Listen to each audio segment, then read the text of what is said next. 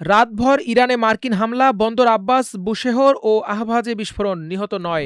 মার্কিন হামলার জবাবে কাতার, কুয়েত ও বাহরাইনে ইরানের পাল্টা হামলা।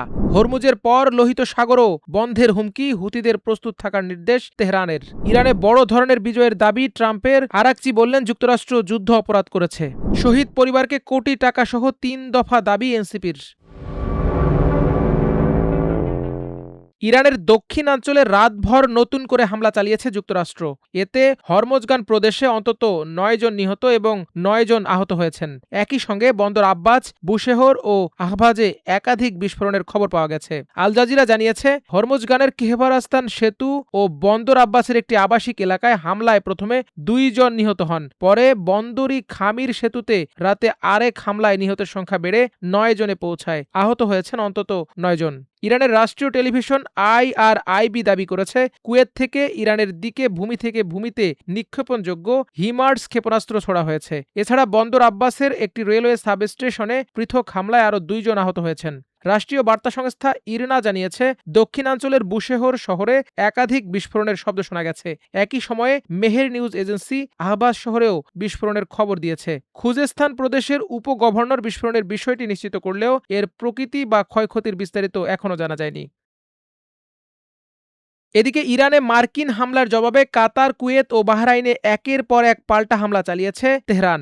শুক্রবার ভোরে কাতারের রাজধানী দোহায় একাধিক বিস্ফোরণের শব্দ শোনা যায়। হামলার পর দেশটিতে সর্বোচ্চ সতর্কতা জারি করা হয় এবং বাসিন্দাদের নিরাপদ আশ্রয়ে থাকার নির্দেশ দেওয়া হয়। বার্তা সংস্থা AFPর তথ্য অনুযায়ী কাতারের প্রতিরক্ষা মন্ত্রণালয় জানায়, দেশটির দিকে ছোড়া একটি ক্ষেপণাস্ত্র সফলভাবে ভূপাতিত করেছে সশস্ত্র বাহিনী। এরপর স্বরাষ্ট্র মন্ত্রণালয় জানায়, পরিস্থিতি নিয়ন্ত্রণে এসেছে এবং তাৎক্ষণিক নিরাপত্তা হুমকি কেটে গেছে।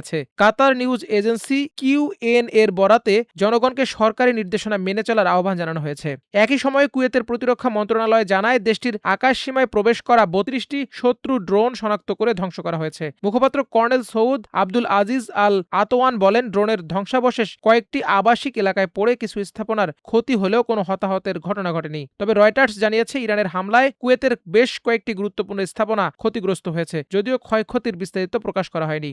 বাহরাইনেও হামলার পর বিমান হামলার সতর্ক সংকেত জারি করা হয়। দেশটির স্বরাষ্ট্র মন্ত্রণালয় নাগরিকদের শান্ত থাকার পাশাপাশি নিরাপদ স্থানে আশ্রয় নেওয়ার নির্দেশ দেয়। এদিকে ইরানের আধা সরকারি বার্তা সংস্থা তাসনিমের দাবি, বাহরাইনের শাখির বিমান ঘাঁটিতে অবস্থানরত মার্কিন হেলিকপ্টার ও গোয়েন্দা নজরদারি বিমান লক্ষ্য করে হামলা চালিয়েছে ইরানি সেনাবাহিনী। তবে এই হামলায় কি পরিমাণ ক্ষয়ক্ষতি হয়েছে সে বিষয়ে এখনও বিস্তারিত জানা যায়নি। যুক্তরাষ্ট্র যদি ইরানের বিদ্যুৎ অবকাঠামো বা জাতীয় গ্রিডে হামলা চালায়, তাহলে লোহিত সাগরের গুরুত্বপূর্ণ তেল পরিবহন রুট বন্ধ করে দেওয়ার জন্য ইয়েমেনের হুতি বিদ্রোহীদের প্রস্তুত থাকার নির্দেশ দিয়েছে তেহরান। স্থানীয় সময় বৃহস্পতিবার ব্রিটিশ বার্তা সংস্থা রয়টার্স উচ্চ পর্যায়ের অন্তত ৩টি সূত্রের বরাতে তথ্য জানিয়েছে। রয়টার্সের প্রতিবেদনে বলা হয়েছে, ইরানের জ্যেষ্ঠ ২ কর্মকর্তা এবং বিষয়টি সম্পর্কে অবগত একটি আঞ্চলিক সূত্রের দাবি, সম্ভাব্য মার্কিন হামলার জবাব হিসেবে এ পরিকল্পনা নিয়ে তেহরানের নীতি নির্ধারণী পর্যায়ে আলোচনা হয়েছে। পরে ইরানের ঘনিষ্ঠ মিত্র হুতিদের কাছেও বার্তাটি পৌঁছে দেওয়া হয়। তবে নির্দেশনাটি কিভাবে পাঠানো হয়েছে বা এটি মার্কিন প্রেসিডেন্ট ডোনাল্ড ট্রাম্পের সাম্প্রতিক হুমকির পরই দেওয়া হয়েছে কিনা সে বিষয়ে নিশ্চিত তথ্য পাওয়া যায়নি। এ বিষয়ে মন্তব্যের জন্য যোগাযোগ করা হলেও ইরানের পররাষ্ট্র মন্ত্রণালয় ও হুথি গোষ্ঠীর পক্ষ থেকে এখনও তাৎক্ষণিক প্রতিক্রিয়া পাওয়া যায়নি। হুতিদের ঘনিষ্ঠ একটি সূত্র জানিয়েছে, ইয়েমেনের হোদাইদ উপকূল, এডেন উপসাগর এবং লোহিত সাগরের প্রবেশদ্বার বাবেল মানদেব প্রণালীর আশপাশে ইতোমধ্যে ক্ষেপণাস্ত্র ও ড্রোন মোতায়েন করা হয়েছে। বাণিজ্যিক জাহাজে হামলার প্রস্তুতি সম্পন্ন হয়েছে এবং এখন তারা ইরানের চূড়ান্ত নির্দেশনার অপেক্ষায় রয়েছে।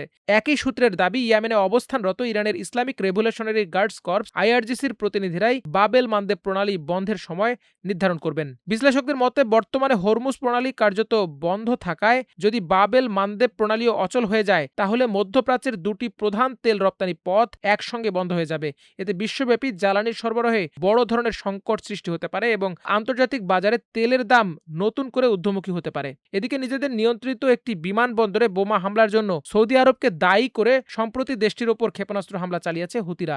এর ফলে প্রায় 4 বছর ধরে চলা সৌদি হুথি যুদ্ধবিরতিও ভেঙে পড়েছে। আঞ্চলিক বিশ্লেষকরা সতর্ক করে বলছেন, লোহিত সাগরে সংঘাত ছড়িয়ে পড়লে বৈশ্বিক জ্বালানি নিরাপত্তা মারাত্মক ঝুঁকির মুখে পড়বে এবং মধ্যপ্রাচ্যের চলমান সংকট আরও ভয়াবহ রূপ নিতে পারে। ইরানের সঙ্গে চলমান সংঘাতে যুক্তরাষ্ট্র বড় ধরনের বিজয় অর্জন করেছে বলে দাবি করেছেন মার্কিন প্রেসিডেন্ট ডোনাল্ড ট্রাম্প। এক বক্তব্যে তিনি বলেন, যুক্তরাষ্ট্রের আধুনিক সামরিক শক্তি এখন সরাসরি ব্যবহারের প্রয়োজন হয়েছে এবং এর ইতিবাচক ফলও পাওয়া যাচ্ছে। ট্রাম্প ভেনেজুয়েলায় যুক্তরাষ্ট্রের পূর্ববর্তী সামরিক অভিযানের প্রসঙ্গ টেনে বলেন, একইভাবে ইরানেও ওয়াশিংটন উল্লেখযোগ্য সাফল্য লাভ করেছে। তার ভাষায়, খুব শীঘ্রই সবাই আমাদের এই অভিযানের ফল দেখতে পাবে। তিনি ইঙ্গিত দেন, পারস্য উপসাগরে চলমান মার্কিন অভিযান তেহরানের ওপর চাপ আরও বাড়াবে। এদিকে যুক্তরাষ্ট্রের বিরুদ্ধে যুদ্ধ অপরাধ করার অভিযোগ তুলেছেন ইরানের পররাষ্ট্রমন্ত্রী আব্বাস আরাকচি। টেলিগ্রামে দেয়া এক বিবৃতিতে তিনি বলেন, ইরানের গুরুত্বপূর্ণ অবকাঠামো, তেল ও বিদ্যুৎ কেন্দ্র লক্ষ্য করে হামলা ও হামলার হুমকি আন্তর্জাতিক আইনের গুরুতর লঙ্ঘন। তার দাবি, এসব কর্মকাণ্ড জাতিসংঘ সনদ, 1949 সালের জেনেভা কনভেনশন এবং আন্তর্জাতিক মানবাধিকার আইনের পরিপন্থী। আরাকচি বলেন, এ ধরনের হামলার সঙ্গে জড়িত ব্যক্তিদের আন্তর্জাতিক আইনের আওতায় বিচারের মুখোমুখি করা উচিত। তিনি মার্কিন কর্মকর্তাদের বক্তব্যকে অযৌক্তিক ও শয়তানি হুমকি আখ্যা দিয়ে বলেন, ঊর্ধ্বতন কর্তৃপক্ষের নির্দেশে কাজ করার অজুহাতে কেউ আইনি দায় এড়াতে পারবে না। এদিকে জুলাইয়ের শহীদ পরিবার প্রতি 1 কোটি টাকা অনুদান সহ 3 দফা দাবি জানিয়েছে জাতীয় নাগরিক পার্টি এনসিপি। বৃহস্পতিবার রাতে জুলাই শহীদ দিবস 2026 উপলক্ষে এনসিপি ঢাকা মহানগর উত্তর আয়োজিত অনুষ্ঠানে এসব দাবি জানানো হয়।